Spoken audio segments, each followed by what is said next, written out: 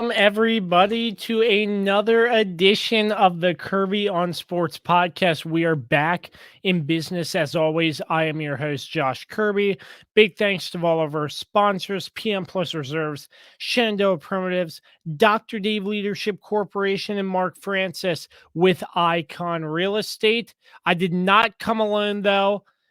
This will be a very exciting episode. And joining us right now is our co-host, the weapon, Dan Demski. Dan, it has been quite a while. How are you, sir? I'm hanging in there, brother. I'm hanging in there. This feels weird because it's been so long since we've been together on a podcast, but Oh, here we yeah. are. Yeah, absolutely. This time change is killing the crud out of me, to say the least. I mean, Yep, me too. yeah. Me too. I mean, it's weird just to see it daylight at when we're recording, usually in the evenings beforehand. It'd be at night, but wow, I adjusted better to the Hawaii time difference than I did with this.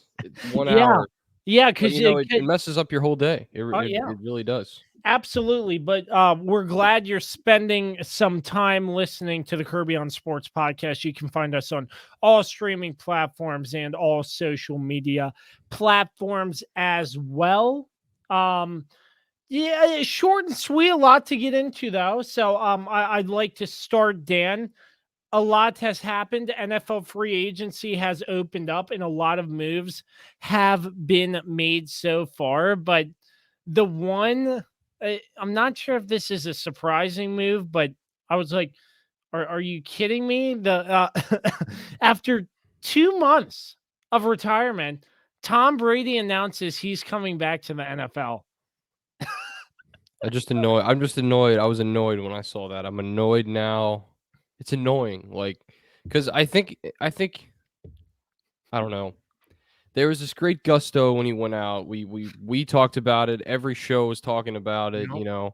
In the back of my mind, it was always there. Like Brady's going to come back at some point, whether it's this season or he takes a couple seasons off. And I think I mentioned that. We'd have to go back and find it, but where I said that I felt like he'd take a couple years off and make a decision to come back. But yeah, this was a little faster than I think we all anticipated, especially um, before the before the draft and all that. So yeah, it's not surprising. It's getting a lot of press. Obviously, it's Tom Brady. He's the greatest quarterback of all time. So, but you know what? I'm done. I'm done with Brady. I'm done talking about him right now. Let's just start talking about it once the season starts again, because it's gonna be 6 more months of, well, not quite 6 months, I guess, just shy of 6 months of talking and hearing about Tom Brady and what he's doing day to day and blah blah blah. I don't care. Like, I don't know. Let's wait until the season starts and then start talking about Brady, like we do with literally every other player. But Yeah, I mean, that's just me. For me, we all know we've talked about Tom Brady, his career, his legacy, and the fact he's coming back to the Buccaneers. It's kind of, I was like, I mean, there's not much to be said other than he's back. And I mean, everybody knows his career. He's the greatest quarterback of all time. I just think he wants to go out on top with another Super Bowl, in my opinion. But Well, yeah. And you have to consider too, the Bucks weren't making any moves to try to get a quarterback. Like, I think a lot of people were uh-huh. questioning that as they Hmm. went into this offseason. They didn't pull the trigger on anyone. No one visited that I could remember. So it was really a mystery as to why that was happening. And so you wonder how many closed door conversations Brady had with Bruce Arians and the Buccaneers ownership about that, about coming back. So I'm sure he's been talking about it since he retired. He just needed some time to make a final decision. Um, I think that's why the original retirement was a little odd, because if you remember correctly, Adam Schefter reported, I think it was Adam Schefter, that Brady was going to retire, and then Brady was like, "No, I haven't announced anything like that yet." So if you remember that situation, that Yeah. was a little weird.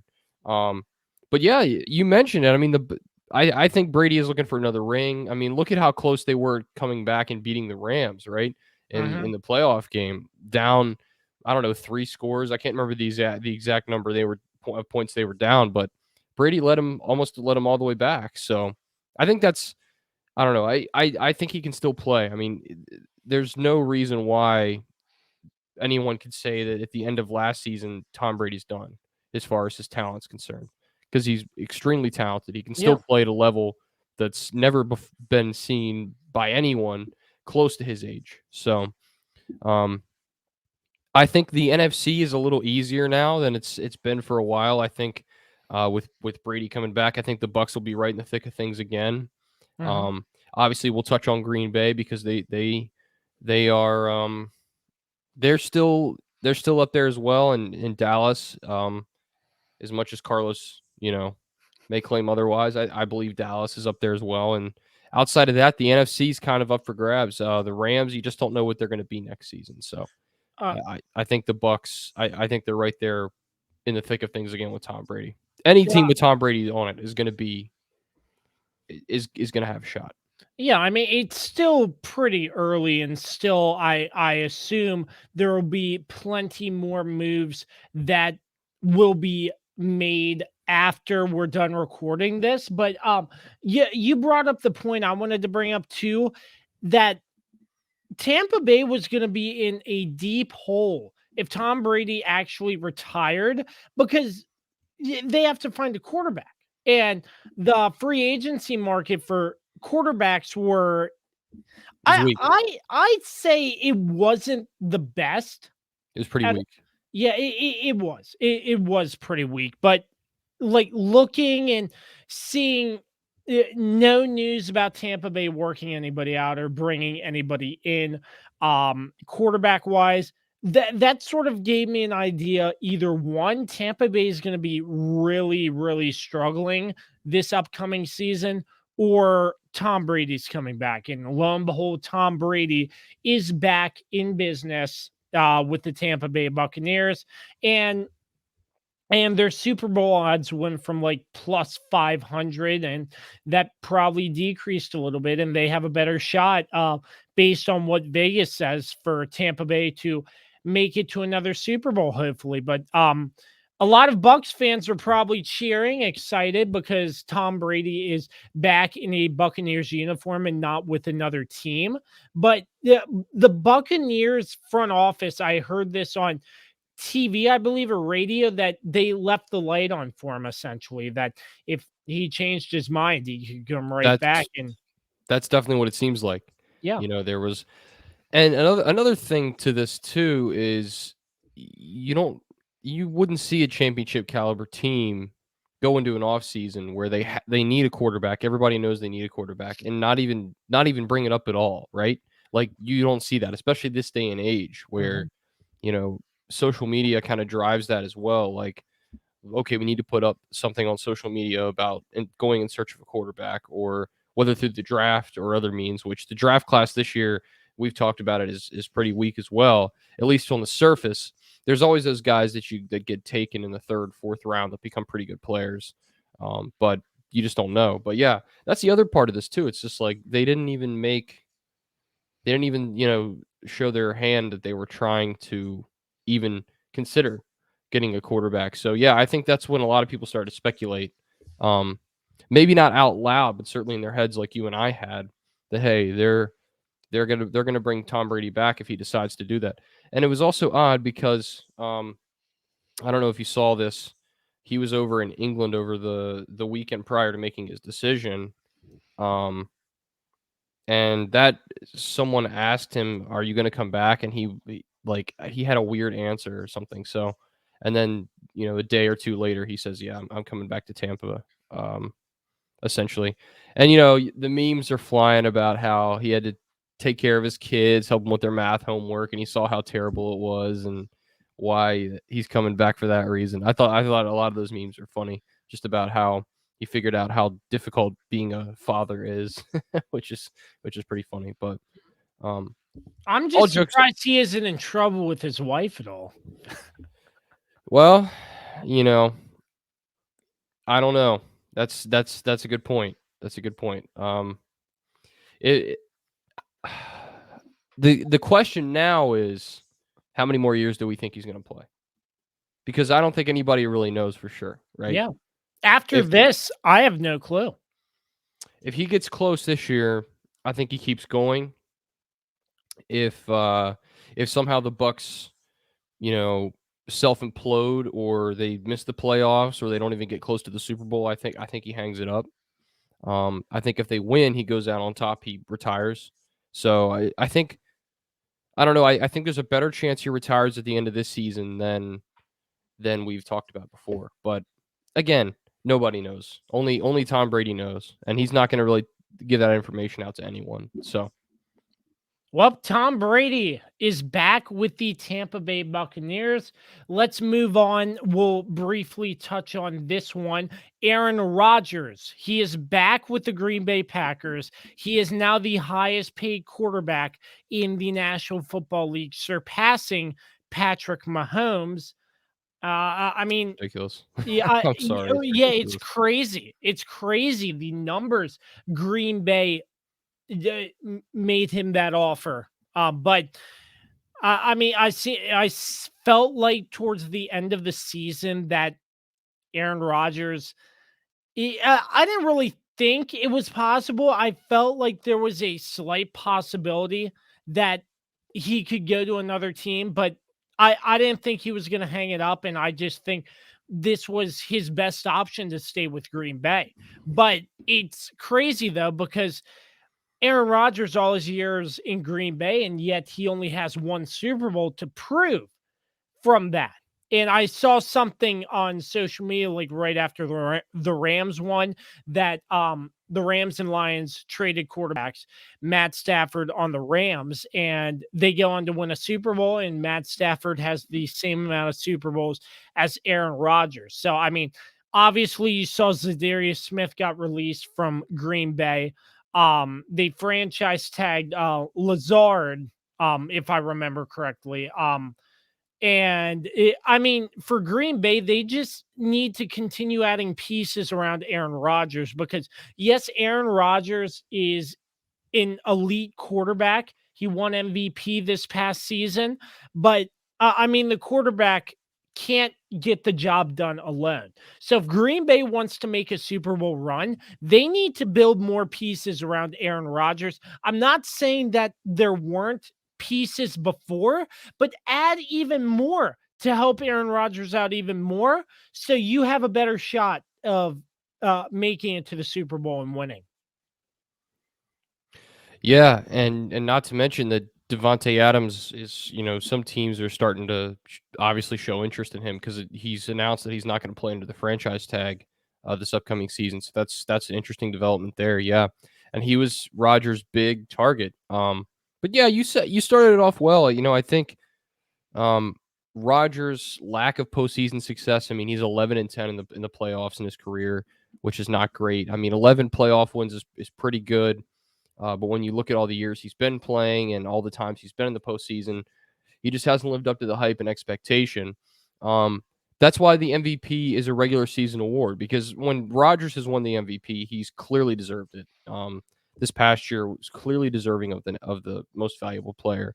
But once again, I mean, the big knock against him throughout his career and this past season has been the same thing. He hasn't been able to win the clutch game. The NFC Championship games, and then especially the divisional playoff has been his big, a big monkey on his back, if you will. So I think this is crazy to me because I feel like Rodgers was holding them hostage this entire time because he wanted a huge contract. I think for a while the Packers were not going to, cave because look, they drafted Jordan Love. At some point, you have to give the young guy a chance, or you've wasted a draft pick. And now it looks like at this point, the Packers have wasted a draft pick because we haven't seen Jordan Love play. Seen him play once. Yeah, that's fair. Wasn't that good though. Yeah, that's true.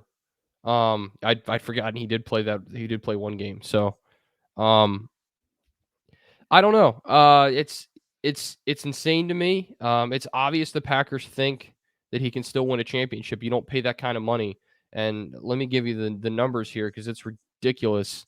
What we're talking about here. So In 2022, $42 million. 2023, $59.51 million, and then 49.3 in 2024. So that's almost $151 million over the next 3 years, and the first two are fully guaranteed, and he's signed the contract and it's official. So he's guaranteed those first 2 years' salaries at least. That's crazy to me. That's crazy to me. And the Packers, I don't know, man. I don't think this is a smart move for them. I'm not saying you have to let Rodgers go somewhere else, but if I had a quarterback who was holding my team hostage and he only had one ring to show for all the years he's done for, he's played for my team, Rodgers is a great quarterback. Like I said, one of the best in the regular season. He just can't perform in the playoffs. I'm saying, why don't you go somewhere else and prove you can win, right?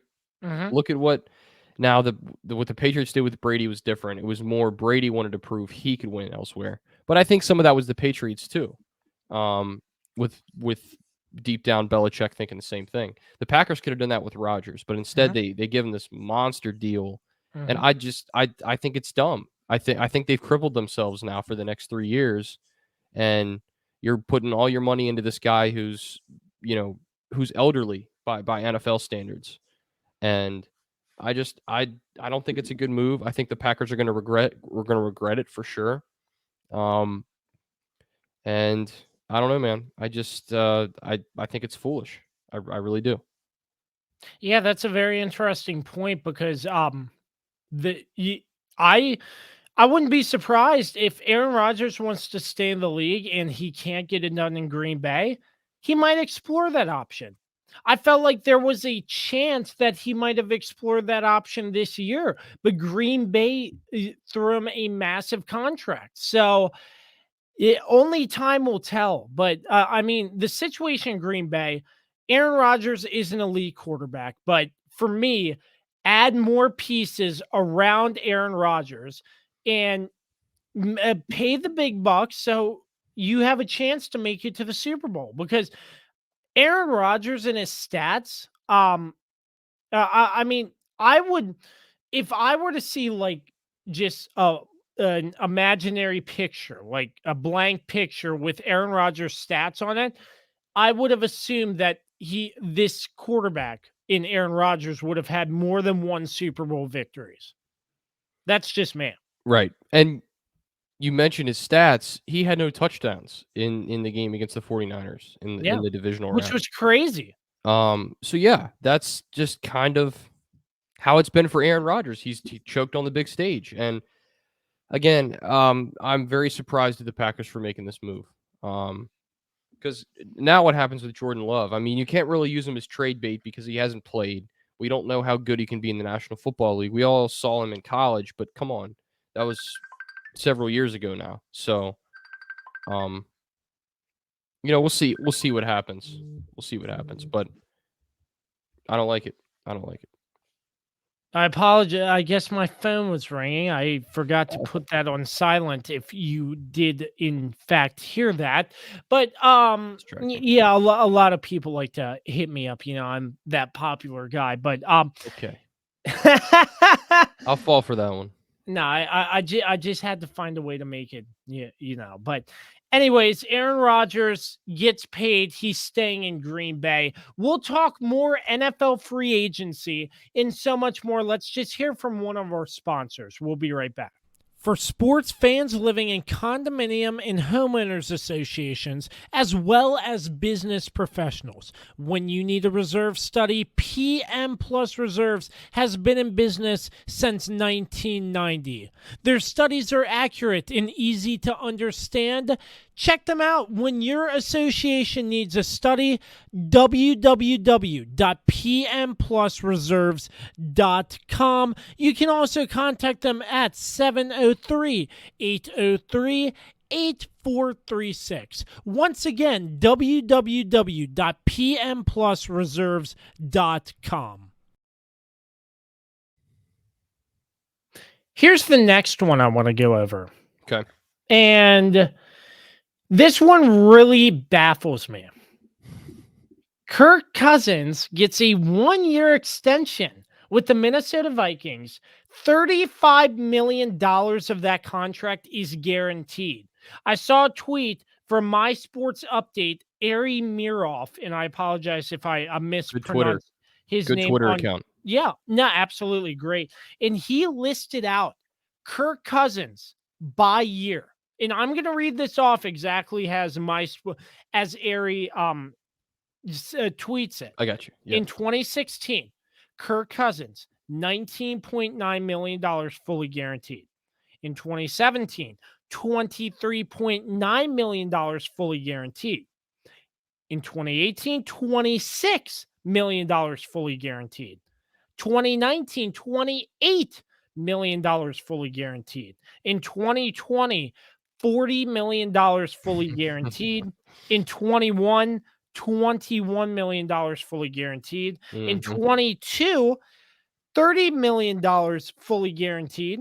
And looking ahead to 2023, again, $40 million fully guaranteed. In his career total, $230 million. And I might be mistaken Damn. here. Some of this might have been from his time in Washington, Yes. if I remember Well, he correctly, was because franchise tagged for 2 years, so I yes, think I looked at that and I yep. saw some of that was from his tenure in Washington. But looking at the Vikings and yeah, in general, between Washington and Minnesota, Yeah. you're paying a quarterback over $230 million in total. And what do you get out of that quarterback? Only one Average. playoff win. He's average. He's an average quarterback. He's literally 16, 15 statistically, and he chokes when the Vikings need him most. He choked when Washington needed him the most. He Amen. commits robbery. He's committed robbery for the last, what, 6 years now? You said it started with 2016, right? Yeah. Okay, Grand so it's larceny, am I right? grand. Couldn't have said it better myself. Grand larceny this man is committing. It's crazy to me. It's just crazy. Like, how can you look at Kirk Cousins and think, that's our guy? He's worth all this money. When he's shown over and over again, he's never come close to proving he is worth a fraction of that money. He's not worth a quarter of that money. It's you said it right, man. It's just baffling. It's baffling. I mean, you can't put it to words how dumb of a decision this is. And it's the reason why the Vikings will continue to live in the shadow of the Packers. And maybe the Bears if the Vikings are bad enough in the future of this division. It's just crazy to me. It's just crazy. But I don't understand it at all. I don't get why you're giving him all this money. At least the Aaron Rodgers deal makes a little bit more sense compared to this one, because at least you have a guy who can win in the regular season. Cousins can't even do that. He's an 8-8 quarterback in the 17-game era. He's an 8-9 quarterback, maybe 9-8 at best. He's not going to do much more for you. He had a couple good seasons in Washington. But they fell short, and he was usually to blame for a lot of their troubles. And it's been the same thing in Minnesota. I got nothing else to say about it. I talked about this on Twitter. I just laugh emoji. Just the Vikings are a joke for doing this. They're a joke. Come on, you can't give him all that money and think that he's going to turn it. He's not going to turn into a Super Bowl quarterback at this point in his career. Okay. He tweeted, let's make this Super Bowl run. Of course he did. Of course. Yeah. Well, every quarterback's going to say that, Kirby, after they sign anything. But he's been in the league now for 10 years. What does he have to show for it? I'll tell you what he has to show for it, and you said it: grand larceny, grand theft, not grand theft auto, but just grand theft. So yeah, it's just insane. Yeah, I mean, I have nothing more to add. I think you touched on it pretty well, but I mean, there has to be a line that has to be crossed or something where the Vikings realize Kirk isn't our guy. We're dumping too much money in. They might never realize it. That's the problem. Yep.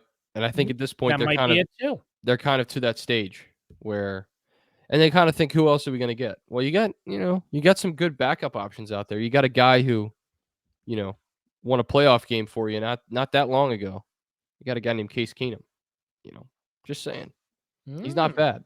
He's not bad. At least he can win. Kirk Cousins could learn something from that. yeah, I absolutely agree. So let's talk about the next pretty big blockbuster trade, I'd say. Russell Wilson taking his talents from the Seattle Seahawks to the Denver Broncos. This is something the Denver Broncos were definitely needing, a franchise quarterback, a Hmm. quarterback in answer to a solution. And I think they found it in Russell Wilson. I feel like Russell Wilson has a lot more gas left in the tank, if you understand what I'm saying by that.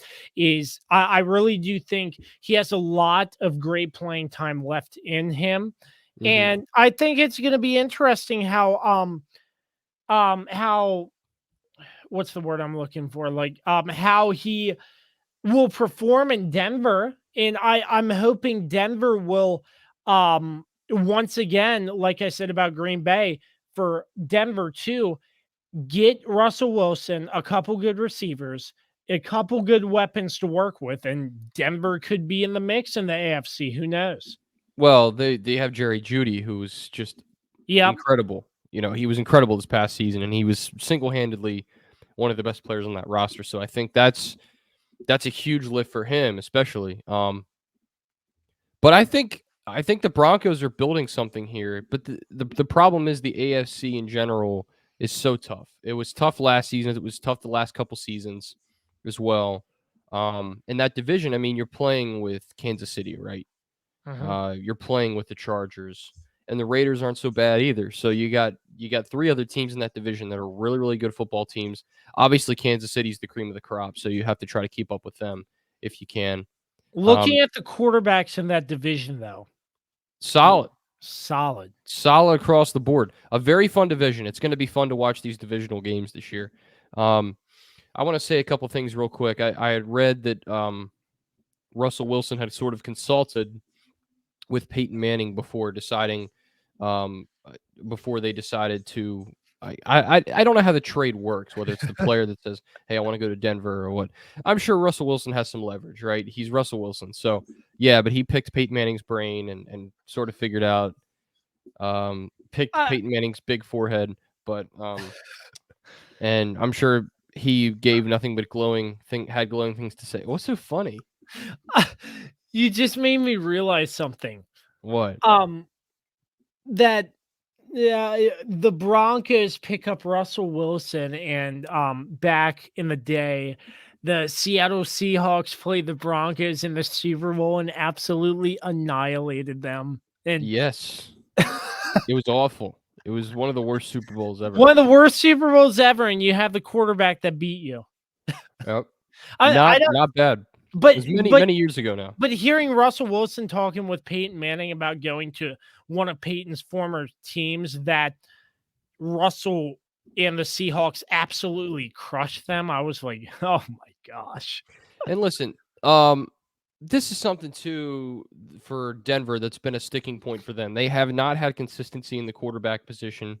In fact, they are tied with the NFL lead for most starting quarterbacks since 2016 with 11.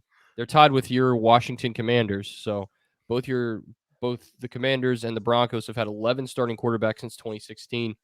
They haven't had any continuity at that position. So this is a chance for the front office to finally, for the first time since Peyton Manning was there, to finally say we have a guy who's going to stick around. He's going to give us a chance to win the title. Um, Obviously, I think Peyton was coming into a situation where, I mean, did people think they were immediate Super Bowl contenders? Probably, because it's Peyton Manning.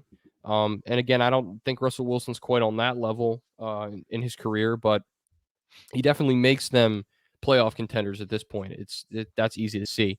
And you get, the front office finally saying we have our guy, or we at least have somebody who's going to stick around for more than one or two seasons. because the Broncos have just had a nightmare of a time, as you can see, with 11 quarterbacks in 6 years, Yeah. trying to figure out who the hell's going to play in that system. So Yeah. great move for Denver. I think Russell's time in Seattle had run its course. I think he had sort of made note of that several times the last couple seasons. Pete Carroll had noted it as well. And crazy, Seattle is. I mean, they also released Bobby Wagner, so there's no one left from that Legion of Boom defense. He's the last one, and Russell Wilson's gone. So you have both those guys who were really the cornerstones of that franchise for the last 9 years. Gone now. So Seattle sort of has to start over and rebuild. So, and they get Drew Lock to do it. Yay! They get the great Drew Lock. Oh, what a terrible move that was. But the yeah, amount that Denver gave up to get Russell Wilson, man. it's a lot. It's a Seattle lot. did not get much in return in terms of players, but they have a lot of draft picks to work with.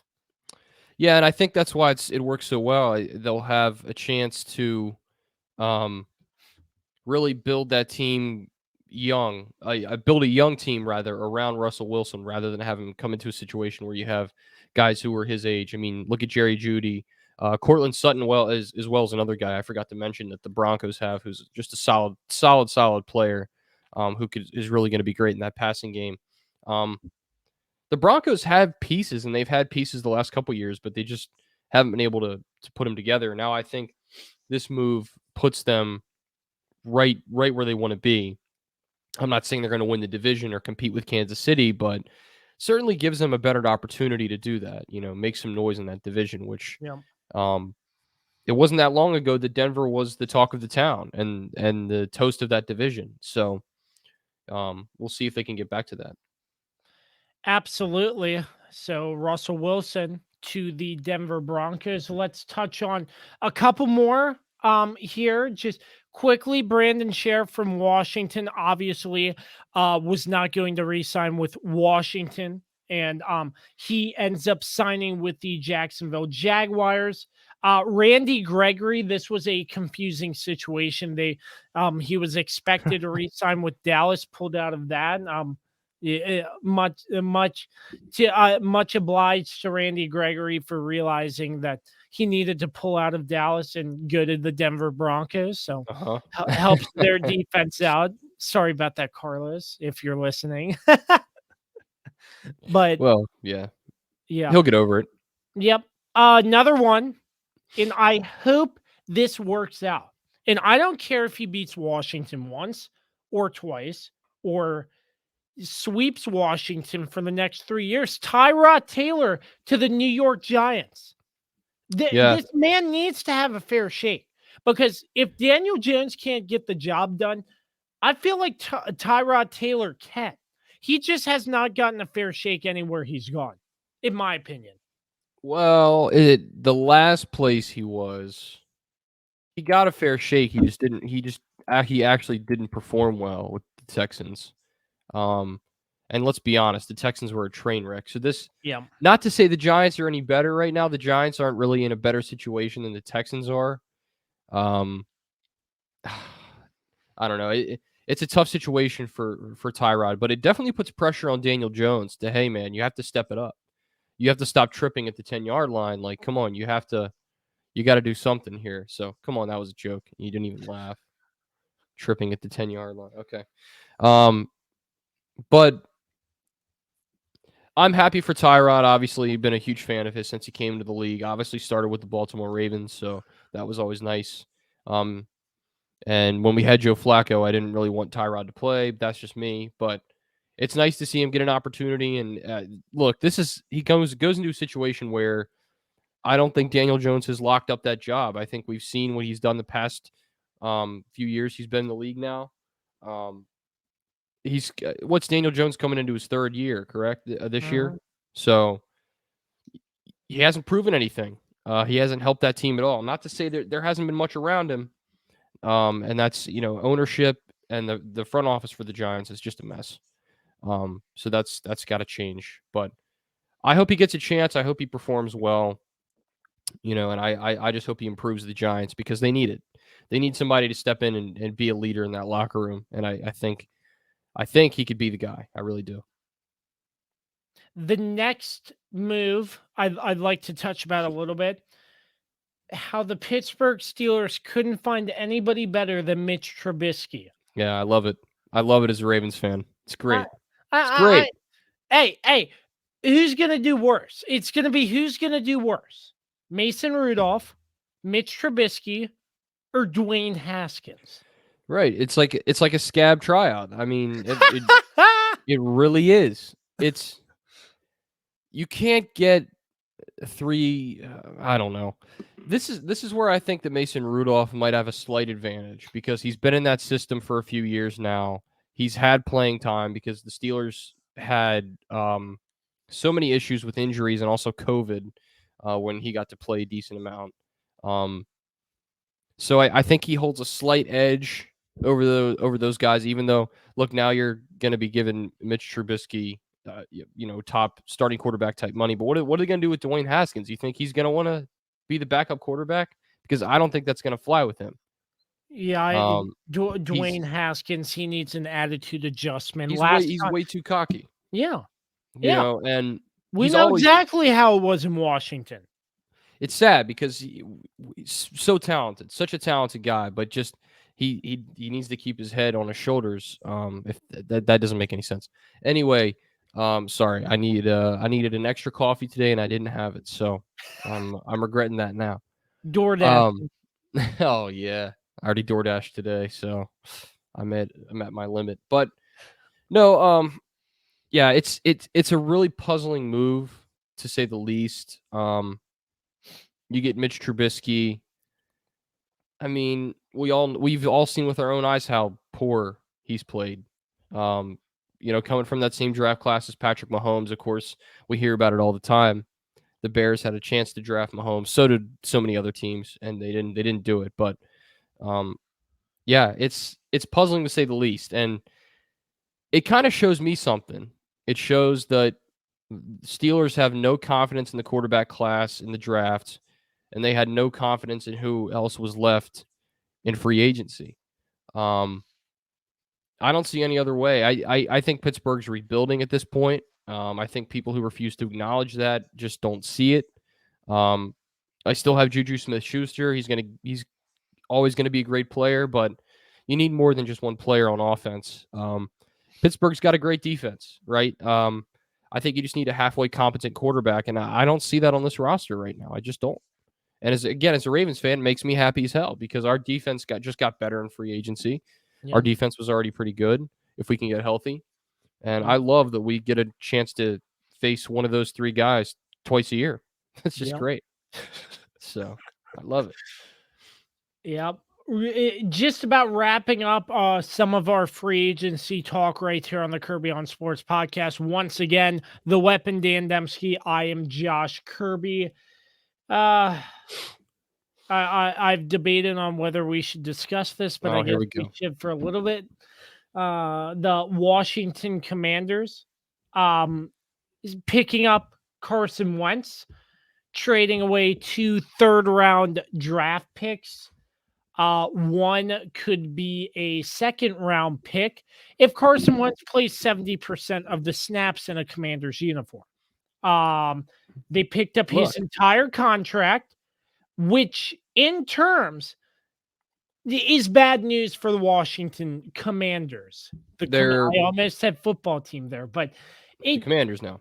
Yep, but I don't like it. Was Carson Wentz the best available option for the Washington Commanders? I don't think so. That Washington's making all this talk about, we're going to move forward. This is a step in the wrong direction. I mean, what has Carson Wentz proved over last season and the year before that thinks he can be a franchise quarterback? And I'm not talking about the first year in Philly or whatnot. And don't get me started on that because Carson Wentz played a good regular season, but Nick Foles took that Eagles team to a Super Bowl because he got injured. If memory serves me correct, Dan, correct me here if I'm wrong. You're right Um, so far. Correct me if I'm wrong. He got injured a second year, and Nick Foles had to come in again in the Yeah. playoffs. Yep. So You're right. the injuries are an issue. He's been That injury prone his entire career. injury prone. I'm not sure how his performance is going to be. I really don't, but I don't think this was the best available option for the Washington Commanders, and they are out of money. They got rid of Brandon Sheriff. They cut Landon Collins. I mean, he was not Yeah, that great anyways. that's They not a bad move. couldn't sign J.D. McKissick. Yeah. And that wasn't a big contract. Buffalo just signed him for like $8 million. And J.D. McKissick was one of the best running backs for the Washington then football team, now Commanders. And you get rid of Tim Settle. He goes to Buffalo with him too. That's a big loss. Yeah, Tim Settle's a solid player. I see Washington moving backwards and not forward by picking up Carson Wentz's entire contract. They're suffocating. They would be saving a lot of money if they cut Carson Wentz right now. They would be saving a ton of money right then and there for picking up his contract if hypothetically they were to cut him. But Washington's moving backwards and not forward, and I don't see them. I don't see how they can fix this. I think they're digging a deeper and deeper grave to the start of their terrible, terrible death season. Wow, that was quite a rant. I can't remember the last time you've had a good one. Or no, I'm not like that. What I mean is like you've had a nice, angry, long rant. Of course, it's not your Commanders. I think you covered it well. I mean, this is a situation where it's kind of one of desperation, right? Washington tried to go and get Russell Wilson. Wasn't going to happen. Was unrealistic. They weren't interested. And then apparently before that they had reached out about Patrick Mahomes. I don't know how true that is, but I had seen multiple reports stating that Washington tried to reach out to Kansas City. And like, first of all, why would you do that? You know, he's in a 10-year contract. He's not going to come to Washington. He's not going to go anywhere else, period. And the quarterback class outside of that, I mean, there really wasn't a lot there. So I don't want to play devil's advocate here, but I think Carson Wentz might have been the best option just looking at it at that time. But when you have to eat all that money, it shows how desperate Washington was to get a quarterback, to any quarterback, to take on that entire contract. The Colts didn't want anything to do with that contract anymore, which is a big reason why they're getting out of it. Of course. It's frightening. Why did they want Carson Wentz gone? Because all they had to do was beat the Jags, and they were in the playoffs, and Carson Wentz fumbled the bag. Like, he's done a lot in his career. Or he's been injured. Like you said, you went through it. I mean, that Super Bowl run that the Eagles had, everyone remembers. Wentz was hurt in the playoffs, and it was Foles who was the hero. So, it's just a bad move. And you know what? I hate to criticize your franchise, but this is a typical Washington move. It's boneheaded. It's simply boneheaded. I don't know what the front office is thinking with this move. You know, if you were to cut him, there'd be such a cap hit. You're looking at a $28 million cap hit. So it's just crazy if Washington were to, release him. So I don't know, man. Looking at the Colts, what's their next move? Because the quarterback market is dwindling, in my opinion, and they haven't made a move yet. It looks like at this point they're going to start over as well.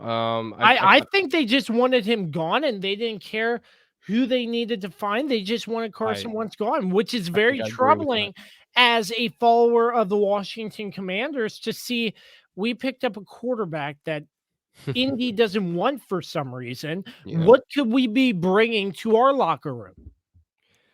Yeah, no, that's a great point. And, he signed that 4-year contract with Philly That was $128 million. And when the Colts knew when they brought him in that they were going to have to do something with that contract.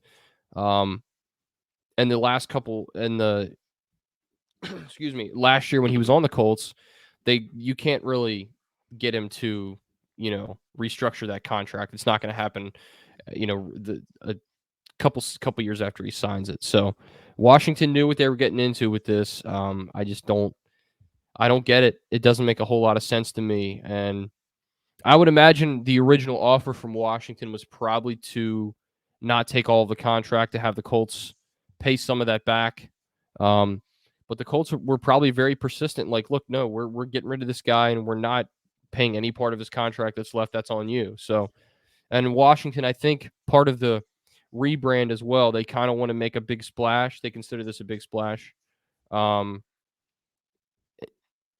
just don't get it. It's just a typical Washington move. It's sad. It really doesn't make a lot of sense to me. And I don't know what the end game is here. They tell us that Taylor Heineke's the guy. And I don't even know if I believe that, but you're not paying him as much, so so what happens now?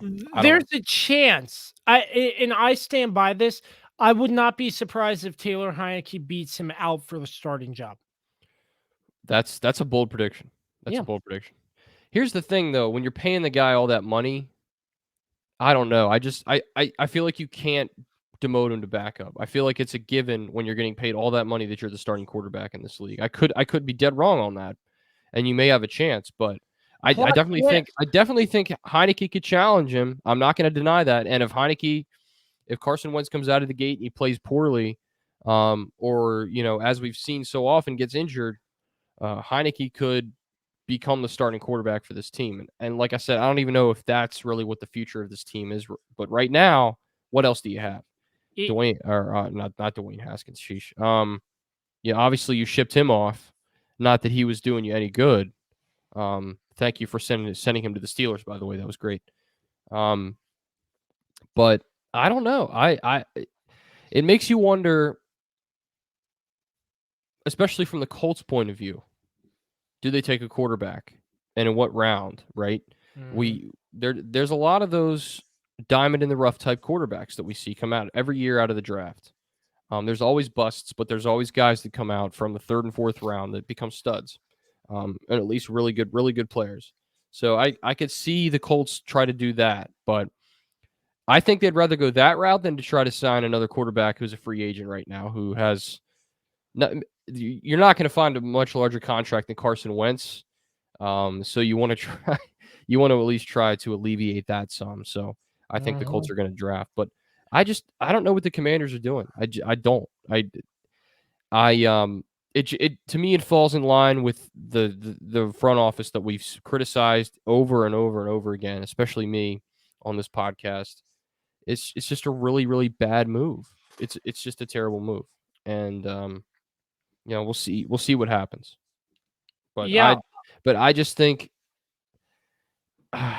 you're giving a guy, you're taking that contract on. He hasn't played a full season.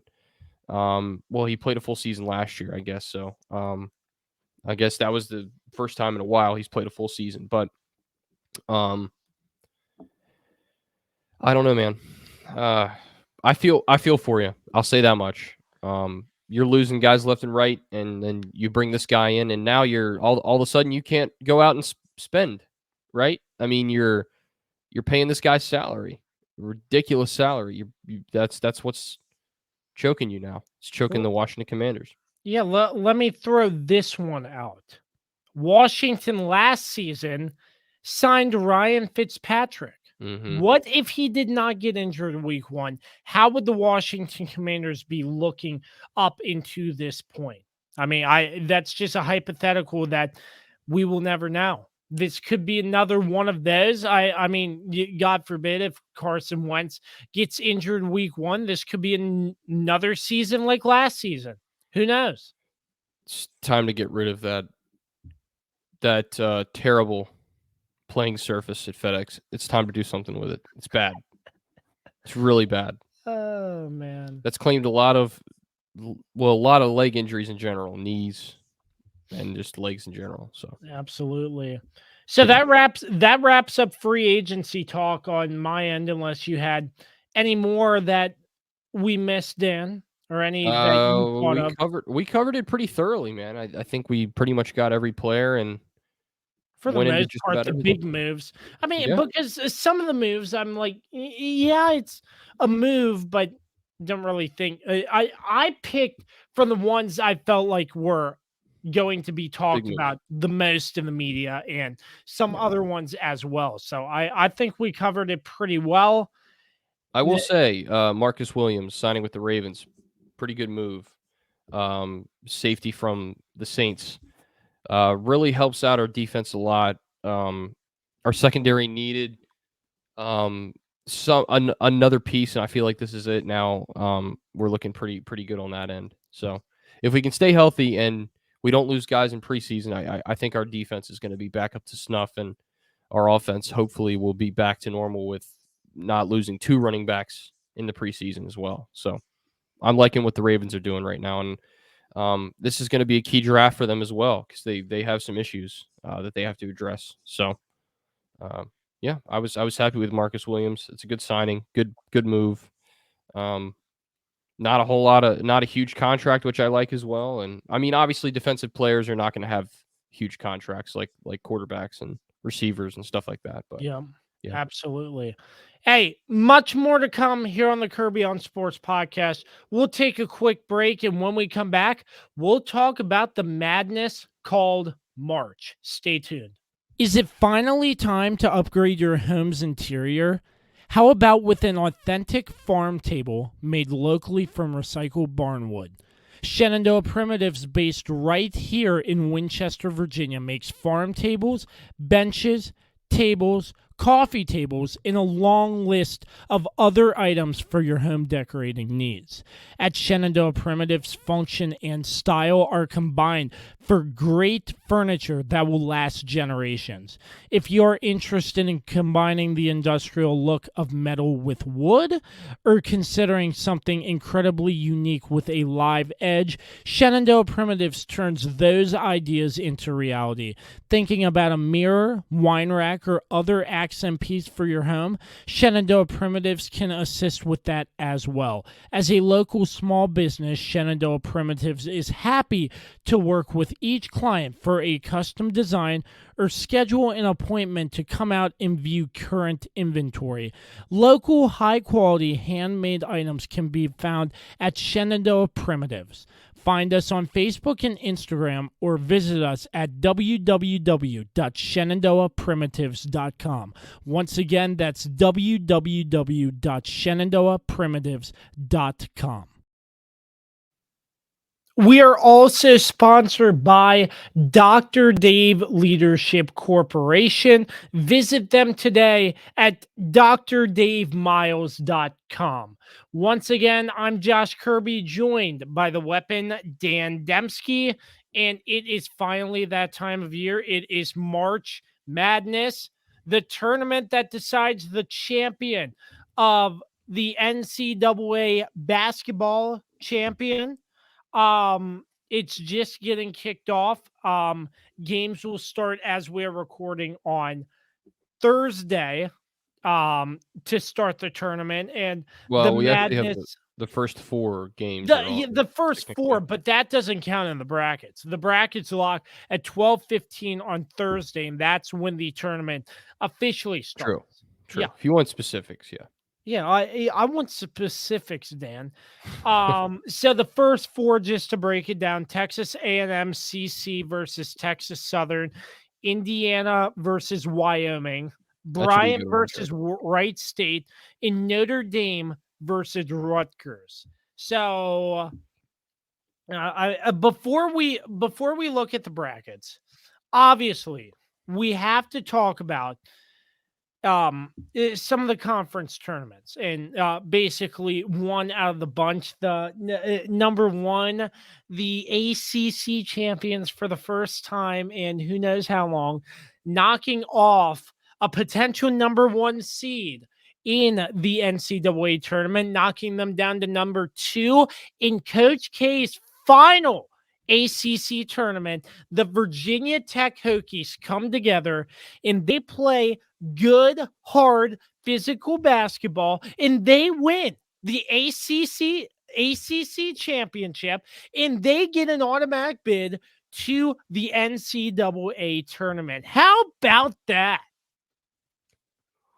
I couldn't believe it just watching all the games, especially those first couple games. The buzzer beater, um, the stressful buzzer beater against Clemson. That's how it starts. The run starts. And then after that, it was pretty much Virginia Tech found their stroke, and they were able to take care of Notre Dame. And then to be able to beat UNC and Duke back to back, and in the emphatic fashion that we did, which we dominated both of those games, especially offensively, it was just very liberating for a team that I was very critical of not very long ago, about a month and a half ago, when they were, in the pitfalls of the ACC and um, looking like not looking like an NIT team at that point, to be completely honest with you. And the fact that they've been able to go on a run, winning, 12 out of the last 14 games or something along those lines, whatever it was, I can't remember the exact number. And to be able to go on a run in this ACC tournament the way they have, they were going to be out of the tournament if they didn't beat Duke. If Duke wins that game, just where they're seated and what kind of how they were seated overall, Virginia Tech wouldn't have been in the NCAA tournament. They had to beat Duke to get in. So it's just crazy what Mike Young was able to do with this team. The 3-point shot really has worked for them in the tournament, and that was a big part of their downfall. In the regular season. One thing they do a really good job of, also, which I was concerned with, was their low post defense. They really don't have a lot of size on their team, and surprisingly, Duke didn't really attack the paint very much. And I think it's because Virginia Tech wore them out. They're very quick guards and stuff like that. I feel like Duke was worn out. They didn't have a chance to establish a low post game, and Virginia Tech really did a good job of closing that down. So overall, every game was thrilling. The Notre Dame game was kind of when I thought, okay, maybe this is a possibility. You're on to the semifinals. But man, oh man, it was crazy. It was just crazy. And when the tournament starts with that buzzer beater win, your mind goes to, is this a fluke, right? Is this team for real? Are they a legit ACC champion, a championship contending team, or is this just a team that's sort of lucky? And then when you come out in the second round and they beat Notre Dame as badly as they did, Notre Dame, the number 2 seed, and then I started to feel like, well, sorry, that was only a 7-point win. It wasn't as big as I thought. It's funny because the Clemson game was, they had just played Clemson and lost. So it was a revenge game for them, and they come out and put up 76 points. And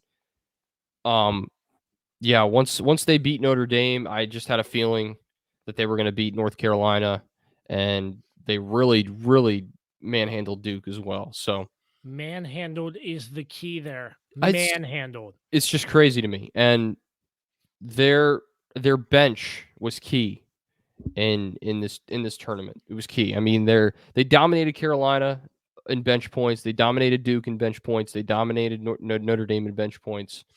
They just have a really deep bench, and I feel like it could help them in the tournament as well.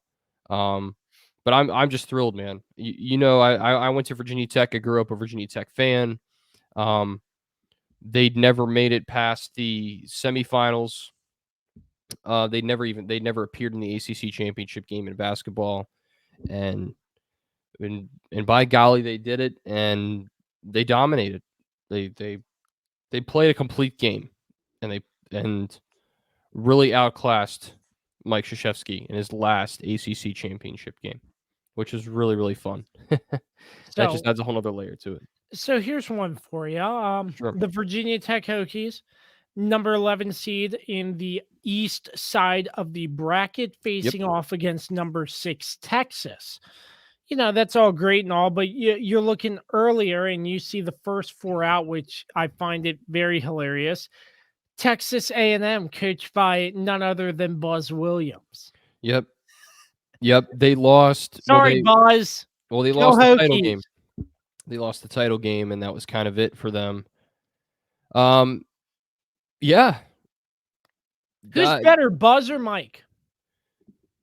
Come on, you can't have me choose that, because look, we wouldn't be where we are today if we didn't have if Buzz Williams hadn't coached at Virginia Tech. He Sure. turned the program around. We were in a really bad spot when Buzz Williams took over, so he kind of did a good job rebuilding that program. I think they're just different coaches, right? Mike Young, obviously with his connections to Wofford, brought several players in from Wofford. And that was kind of the criticism for him. Like, he's just trying to get players to transfer from Wofford. Like, Virginia Tech's just becoming Wofford 2.0. But Wofford's a team that's in the tournament like every year, just about. So, no, I can't pick one. I also can't compare them because they're different style coaches. Also, Mike Young doesn't sweat through clothes like Buzz Williams did. I don't know how many sets of clothes he ruined with his sweat, but it's pretty nasty. But no, both those guys were great for us. But Mike Young is, I'm very excited to see where he's taking the program, and I kind of get the same feeling just in the offseason, just looking at Brent Pry and what he's already done at Virginia Tech and building relationships and establishing himself there. I've seen Mike Young do that as well. And that's what it takes at the college level, man. You have to build relationships with people. You have to build trust with your alumni, with the current students, and faculty and stuff like that. And Mike Young's done a hell of a job of that. And I think that's been a big reason why the team has been so successful, because they've been able to put butts in the seats and stuff like that. And not that that's been an issue in the past, but I'm rambling now, so you can stop me and move on to the next thing. So I'm just thrilled. I'm thrilled to have Mike Young. I'm thrilled. Virginia Tech basketball, in my opinion, has a very bright future. They have some really young players who have done a lot for us, and some guys some fifth year guys who've stepped up as well. So nice combination on that team. And you're going to lose some of those guys, but I have trust that Mike Young can continue to build this team up. Two local teams that will be in the tournament. The University of Richmond winning the A10 tournament against number 2 seeded Davidson, gets their automatic ticket into the tournament. That team's looking pretty good. And Virginia Tech, as mentioned earlier. Golden. Yes, sir. Yes, sir. Don't forget Longwood. They're also in. Longwood? Yeah. No way. First time they've ever been in the tournament. You're kidding. I swear. Playing number 310. Wow. Longwood. So that's 3. First time they've ever been in. Pretty wild stuff, man. Wow. Longwood's not too far away, too. So that's pretty interesting as well. So 3 local teams. But yep. March Madness, I'm excited. You're probably excited. Yeah. I don't want to put you on the spot before we move on, but any early upsets you could see? So let me pull up the bracket here, because I should have had it ready, but I didn't. Wow. I'm looking. I don't, there's not. I've heard a lot of people talk about Chattanooga. They're the 13th seed. They're in the southern region. They're playing 4th seed Illinois in the first round, and a lot of people have talked about Chattanooga's a team that people are going to sleep on, and they are very, very good. They're a very high scoring team, so I wouldn't be surprised to see that one. Another one I could see. Let me go with Davidson. 10 seed Davidson over 7th seed Michigan State. I think the Big Ten is a little tricky to figure out. It has been in the Big Ten tournament and stuff like that, and I feel like they got a lot of love this year from the committee for sure. The Big Ten did. So I kind of see that is an upset pick. And I don't really see any others. off the top of my head. Of course, you got to put Loyola Chicago in there, right? I mean, Yep. they're Mhm. playing Ohio State in the first round. They're always tough, and they've been tough the last few years. They've been in the tournament, so that could be an upset. And although it's not a wide spread, like a 16-1 spread, it's 10-7, so they're pretty close seeds. But I like that pick as well. But I don't see a lot right now that I would say for sure. I feel like this is an upset pick. I'm kind of interested to see if you have any picks that you'd like to make, upset picks. I did place a bet.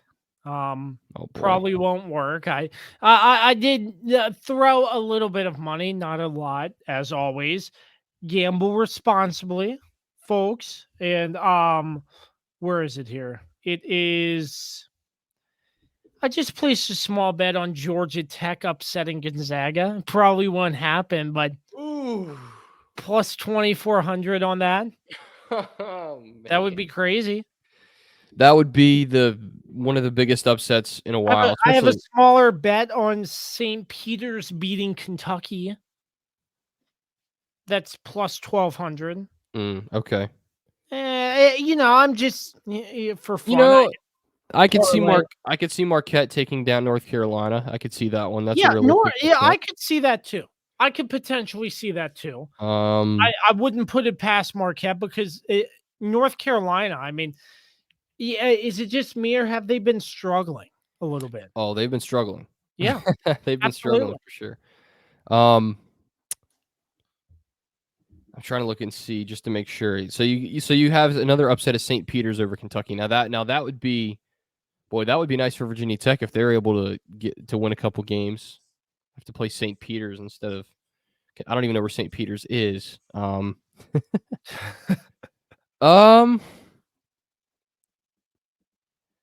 trying to think. Do you have a Cinderella team that off the top of your head that you could see making a deep run? Loyola Chicago again. Loyola Chicago again. Yeah. I could see that. That's not a bad pick. I'm gonna go with Chattanooga. Longwood. Longwood, okay. All right. That'd be funny. That'd be great. Yeah. Somebody different, the nice thing was last year there were a I'd ton of love to upsets. see Duke get ousted in the first round and Coach K, like, I'm coming back one more year. Dude, I'll tell you what. Last year there was a ton of upsets in the first round. You had Oral Roberts take down Ohio State, if you remember that one. North Texas beat Purdue. You had 12 seed Oregon State upset number 5 Tennessee. So there were 9 upsets in that first round last year. Crazy. Just I crazy. could see more. Potentially, I wouldn't be surprised if there would be more this year. I don't doubt it. me, though. We have the transfer portal now, and just the way the transfer rules work in the NCAA, you're immediately eligible. It didn't used to be that way, which is great. I think guys should have a chance to play immediately, and that's really helped kind of not even things out because it's never going to be completely even, but it's helped to make it to where you have a smaller team that's able to compete better. But it's going to be a lot of fun. I think Chattanooga is my pick for a Cinderella team. I could see them hope maybe getting to the Sweet 16 or I hope the Sweet 16. And I not to be a homer, but watch out for Virginia Tech. I was talking to my dad the other night, and he said the way they played in those last 2 games, obviously playing pretty good competition. My dad seems to think that Tech can make a run, and I tend to agree with him. If they're hot right now. They can keep it going. So Absolutely. it's going to be a lot of fun, man. It's called March Madness for a reason. The And madness in March. the madness in March. And we'll So keep you updated on we'll keep you all our posted. social media platforms as we can. Yep. We do live busy lives, so as much as we can. We will take a quick break and we will wrap things up right after this. Hey there, this is Mark Francis of Icon Real Estate. If you have any real estate needs in the Winchester surrounding area, including West Virginia, give me a call. I've got extensive experience, been in the business for almost 20 years, and would love to help you out. Track me down at Icon Real Estate. iconcells.com, or even give me a call, 540-247-1527. Again, Icon Cells, ICONSELLS.com, and I would love to chat with you and help you out. Give me a call. Ladies and gentlemen, I will wrap up this show by saying 2 words, in 2 words only. Baseball is back. That's 3 words, but Yeah, you get my gist. I got you. Let's baseball's go. back. 162 games starting on April 7th. If the Orioles win 70 games, I'll be happy. I'll be a happy camper. Yeah, they lost. Won't. I don't know. I don't know how many games they lost last year, but I think they only won like, I don't know, 50 or less. I'm sort of excited. The Nats re-signed Sean Doolittle from the Reds, brought back Anibal Sanchez. They signed Nelson Cruz. Those guys aren't well. In the baby the 2 shark pitchers are not great. Parra. Veteran leadership. That's what you need for the I'll give you Parra. Nationals. Parra's a good guy to bring back. Doolittle doesn't impress me. Anibal Sanchez doesn't impress me, but getting Nelson Cruz for that short time is pretty solid. He's old, but he can still hit the baseball. Yeah. And that's power is one thing the Nats have missed. Outside of Juan Soto, they really haven't had a whole lot of it. So it's a good move. I wouldn't be surprised if the Mets made a deep run with the 1-2 combo of DeGrom and Max Scherzer this year. Yeah, they look tough, but look, they haven't really proven that they can win anything in the past. So I'm not inclined to say I agree with you, but we all know it's the Yankees. It's the Yankee City right now, and it's been that way for a while. So anybody but the Astros, my friend. Yep. I'm just looking forward to those warm summer days, not too blazing hot, going out to the baseball game and watching some baseball. That's what I'm excited for. And the sun not setting at 7:00. Well, I want to go to Camden Yards this year. Let's do it. Let's make a trip. Yes, sir. I'll be up there in June. So. Oh, you going to a game?